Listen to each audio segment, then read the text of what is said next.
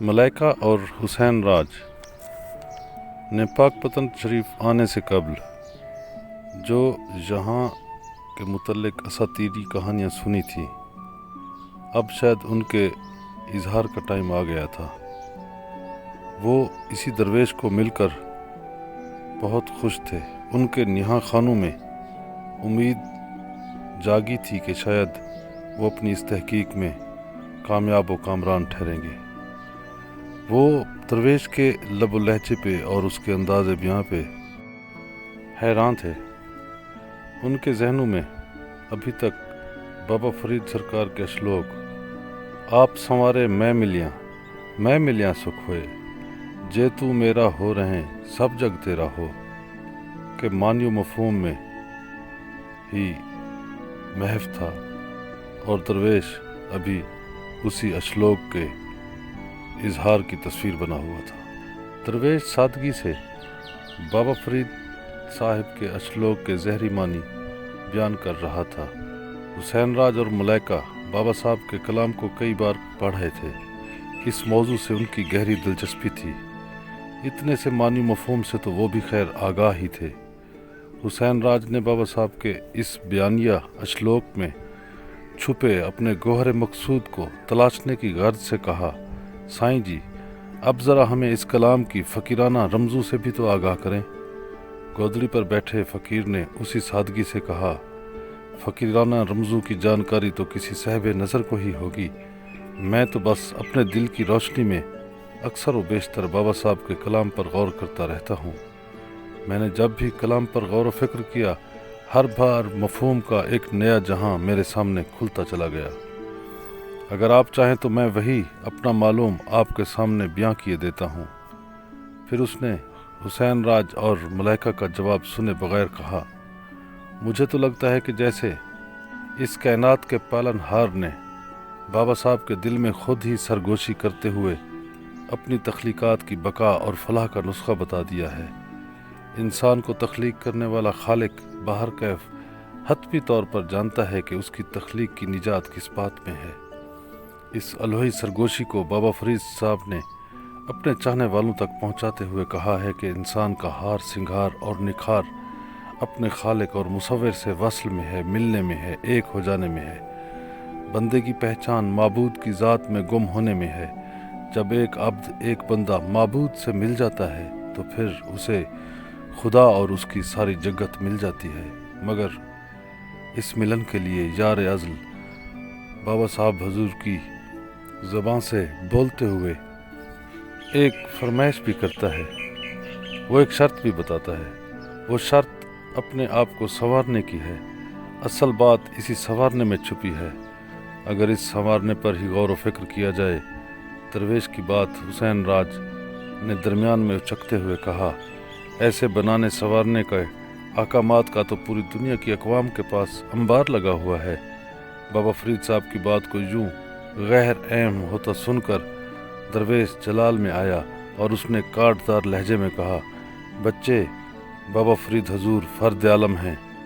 جہاں خدا کی خدائی ہے وہاں فرید کی بادشاہی ہے، اور بابا فرید سرکار کو یہ انعام اللہ پاک کی بے پایاں محبت سے عطا ہوا ہے۔ آپ کے جیسا زہد اور حکمت تو دنیا کے بڑے بڑے صالحین کو نصیب نہ ہو پائی۔ وہ زہد الانبیاء ہیں، ان کا زہد تو اپنے اندر پورے کارخانہ قدرت کا راز رکھتا ہے۔ آپ شیوخ العالمین ہیں، دنیا و عقبہ کے شیخ ہیں۔ شیخ فرید الدین مسعود گنج شکر ہے نام آپ کا۔ حسین راج اور ملائکہ فقیر کے جلال کو دیکھ کر ذرا دبک گئے۔ ان کا مقصد یہ تو نہیں تھا۔ درویش شاید اپنے شہنشاہ کی شان میں غیر ارادی لفظی لغزش بھی برداشت کرنا نہیں چاہتا تھا، مگر اتنی سی بات کے ساتھ ہی درویش یکایک پھر سے شانت ہو گیا۔ لگتا تھا جیسے پیچھے سے اسے کسی نے اوں ہوں کہہ کر متنبع کر دیا ہو۔ درویش ایک بار پھر رواں ندی ہموار لے میں بہتا ہوا بولا، ہمارے بابا فرید حضور کے حسن کی یہی تو یکتائی ہے۔ وہ انسان کو بنانے سنوارنے کے لیے پاند و نصائح کو زہری ضابطوں کو میں محبوس نہیں رکھتے، بلکہ وہ ہمیں इस्लाह नफ्स की अमीक गहराइयों में ले जाते हैं। नित नए कवायद ज़वाबित के अंबार में फंसाने की बजाय यार हक से वसल की तमन्ना के सिवा सब कुछ मादूम करते मिटाते हुए नजर आते हैं। इंसान को संवारने के इस यक राह पर ला खड़ा करते हैं जहां बंदा लाशय हो जाता है। बाबा साहब तमाम कसावतों को एक तरफ उतार फेंकने का दर्स देते हैं।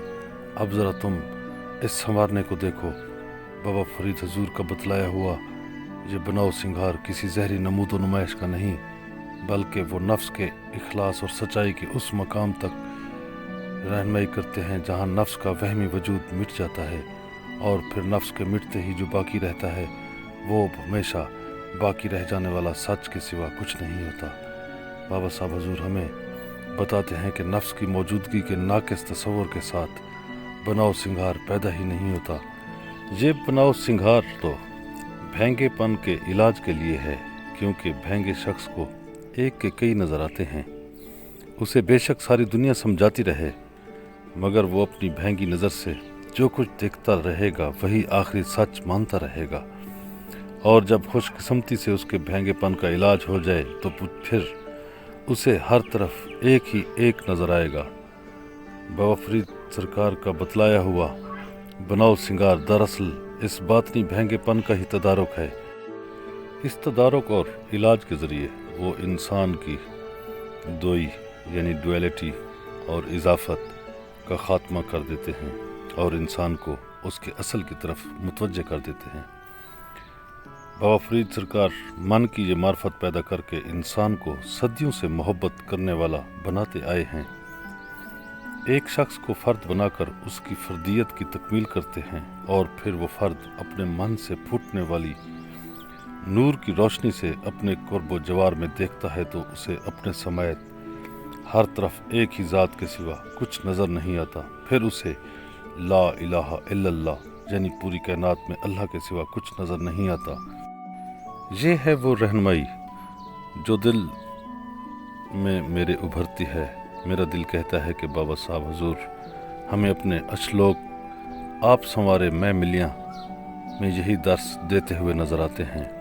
बाबा साहब हुजूर अपने चाहने वालों को इस मकाम पर लाकर खालिक और खालिक की मखलूक की तरफ मुतवज्जे करते हैं और फरमाते हैं कि फरीदा खालिक खल्क में खल्क वसे रब माँ मंदा किसनु आखिए जहाँ तुस्बिन कोई ना। फ़कीर अपनी मस्ती में मस्त था। मेरा मकसद है बाबा फरीद हुजूर इस किस्म का देखना पैदा करके इंसानों को वाह शगाफ अल्फाज में इजहार फरमा देते हैं कि ऐ फरीद खालिक अपनी पैदा की हुई मखलूक में बसता है और मखलूक अपने रब में बसती है।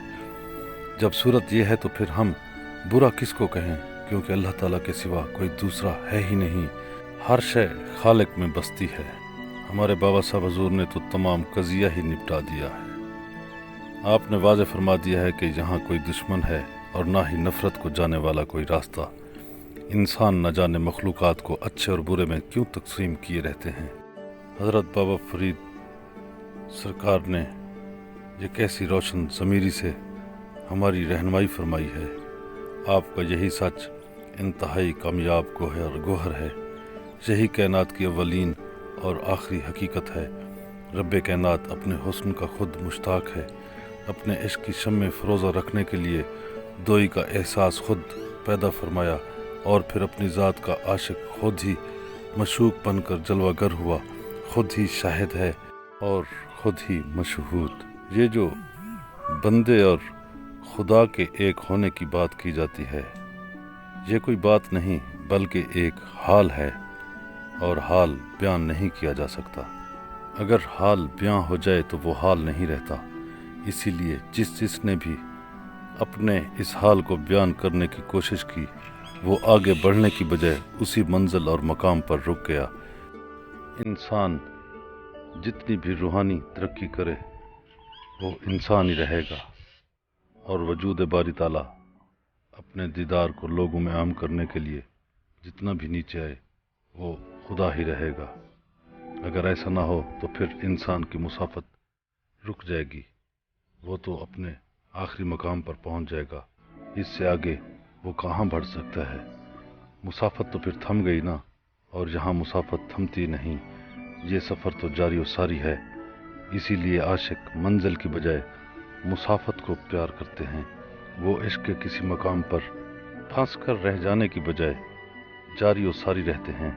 इसीलिए बंदा मौला का ये फ़र्क हमेशा हमेशा मौजूद ही रहता है।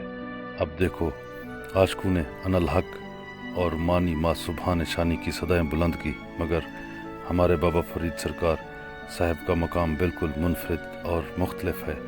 वो इस मकाम पर जाकर भी बंदगी के इजहार को फ़ौक़ियत देते हैं, क्योंकि अगर बेखुदी में बंदे को अपने मौला हो जाने का इल्म हो जाता तो फिर उसमें बंदगी का एहसास भी मौजूद रहा होगा। बंदा खा कितने ही ऊंचे दर्जे पे चला जाए, वो रहेगा एक दर्जा ही।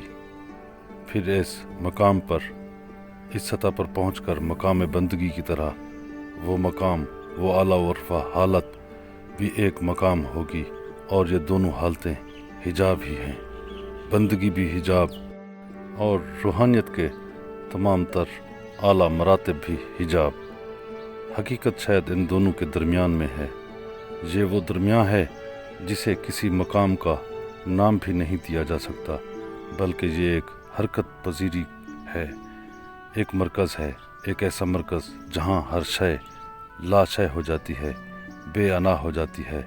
यहाँ सिर्फ एक इर्ताश बाकी रह जाता है, और इर्ताश के पीछे एक रोशनी, और रोशनी के पीछे रोशनी के मुतहरिक नुकात। यहाँ ना बंदगी है और ना कोई दूसरा दर्जा, क्योंकि बंदगी और बाकी मरातब अपनी आखिरी इंतहाओं पर जाकर अनानियत की ही एक सूरत अख्तियार कर लेते हैं।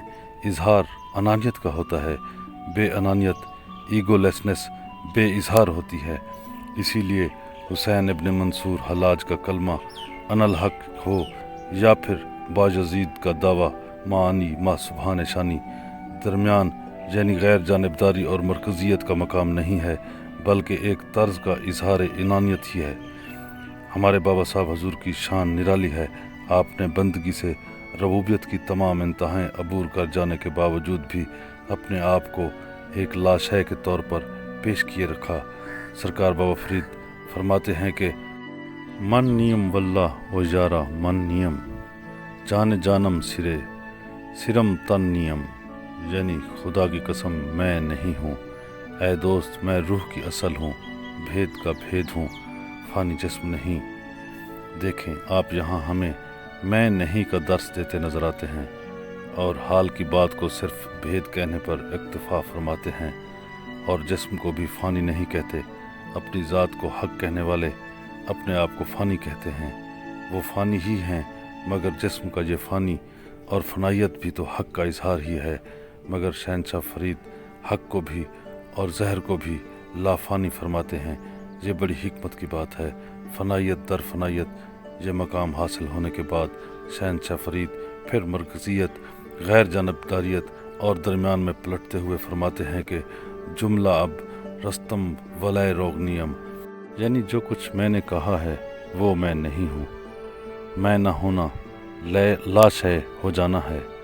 लाश है, ना इजहार है ना इकरार है, और ना कुछ सुनना है।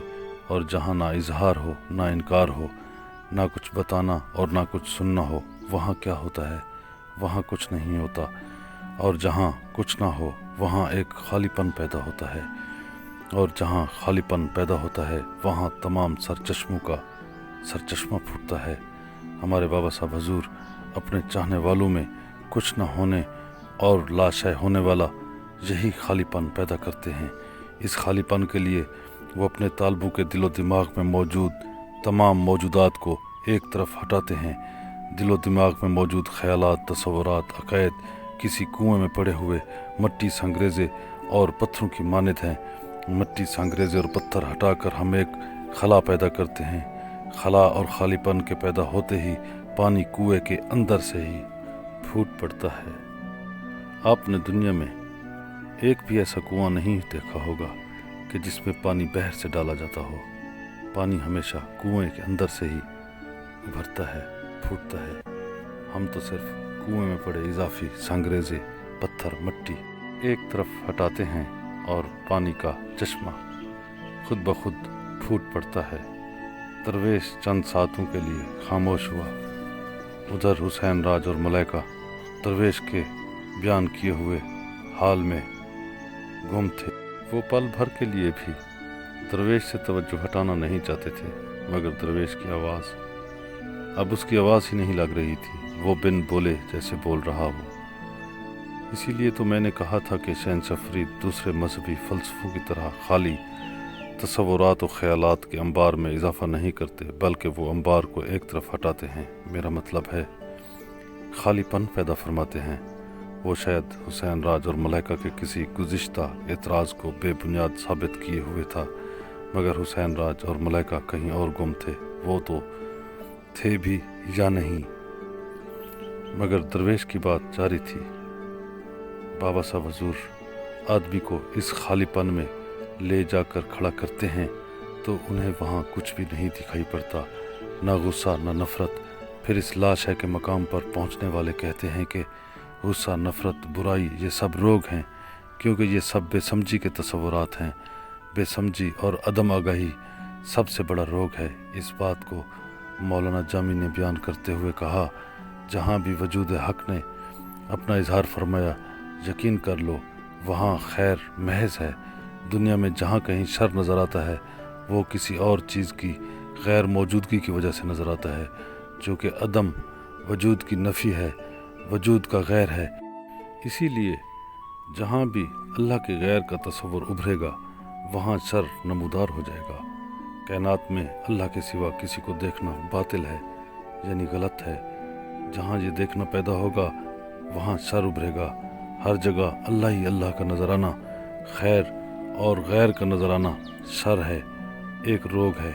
حضرت بابا فرید گنج شکر سرکار اس جہالت کے روگ کو اپنے اشلوک میں بیان فرماتے ہیں کہ برے دا بھلا کر غصہ من نہ ہنڈائیے، دہی روگ نہ لاگی پلے سب کچھ پائیے۔ اے فرید، جو تجھ سے برائی بھی کرے تو اس کا بھلا ہی کر، اس کے خلاف اپنے دل میں کسی طرح غصہ یا ناراضگی نہ آنے دے۔ اس کا نتیجہ یہ ہوگا کہ مطمئن دل کے بحث تیرے جسم میں کوئی روگ نہیں لگے گا، اور پھر تو دیکھے گا کہ اس سے تجھ پر روحانی برکتیں نازل ہو رہی ہیں۔ پھر تو ان ساری روحانی برکتوں کو سمیٹ کر اپنے دامن میں ڈالتا جا، یہ تیرا حصہ ہیں، یہ تیرا بن مانگا انعام ہے۔ یہ کیسی حکمت سے مزین بات ہے۔ برے سے بھلائی کا درس ویسے تو ایک جانی پہچانی سی بات ہے، مگر ذرا غور کیجئے، اس بھلائی کے بعد دل میں کسی قسم کی تنگی یا ناراضگی کے احساسات ابھرنے کو آپ روکتے ہیں۔ یہ روگ دراصل بیماریوں کی علالت ہے۔ بیمار دل سے مراد وہ نفس ہے جو اپنے ہونے کے وہم میں بری طرح مبتلا ہے، کیونکہ رنجش، خفگی، ناراضگی اور دشمنی جیسے ناپسندیدہ جذبے بنیادی طور پر بے معرفتی اور جہالت کا نتیجہ ہیں۔ ایک انسان جب دوسروں کو غیر کی نظر سے دیکھتا ہے، ایک ذات سے ہٹ کر چیزوں کو کثرت کی نظر سے دیکھتا ہے، تو وہ دراصل وحدت سے دور نکل جاتا ہے۔ وحدت سے یہ دوری انسان میں جہالت اور تنگ نظری پیدا کر دیتی ہے۔ اسی تنگ نظری کا نتیجہ حسد، بغض، کینہ، غصہ، منافقت، نفرت اور ان گنت دیگر تاریکیوں اور جہالتوں کی صورت میں نکلتا ہے۔ فقیر نے تمثیلی انداز اختیار کر لیا تھا، تم اپنی دنیا کو دیکھو اور اس میں نفرت و عداوت کے روگ پر غور کرو۔ میں نے کبھی کسی سے سنا تھا کہ انسان نے پہلے پتھر کو تراشنے اور پھر انجن ایجاد کرنے میں کوئی 20 لاکھ سال کا وقت لگایا، مگر بھاپ کے انجن سے راکٹ بنانے میں محض 2 سال لگے، اور اسی کی وجہ سے وہ چاند پر جا پہنچا۔ مگر چاند پر پہنچنے کے ساتھ وہ اپنی زمین کے مستقبل سے عدم اطمینان کا شکار ہو بیٹھا، کیونکہ انسان کی جہالت نے اسے دوئی کا شکار کیا۔ یوں اسے خدا کی بجائے ہر طرف غیر ہی غیر نظر آتا ہے۔ اس غیر کے وہمی وجود سے اپنے دفاع کے لیے اس نے علم و عرفان کے سچے کام کو اپنے مفاد میں استعمال کیا، تابکاری ہتھیار بنا کر تخریب کا راستہ نکالا۔ اب تم ہی بتاؤ، یہ حماقت نہیں تو اور کیا ہے؟ اور یہ حماقت کیا ہے؟ اسی لیے نہیں ہے کہ انسان اپنے اور غیر کی تقسیم میں گھرا ہوا ہے۔ اگر وہ اپنے باطنی مشاہدے سے اس بات کو بھانپ جاتا کہ یہاں سب اپنا ہی اپنا ہے، غیر نہیں ہے، تو تو وہ شاید جراثیمی کیمیائی تابکاری ہتھیاروں کی بجائے کوئی محبت آمیز ایجادات کی طرف متوجہ ہوتا۔ انسان یہ سمجھداری صرف باطنی اور وجدانی مطالعے ہی سے پیدا کر سکتا ہے، نہیں تو انسان اپنی جہالتوں میں یوں ہی گھرا رہے گا اور دنیا کا مستقبل یوں ہی مخدوش رہے گا۔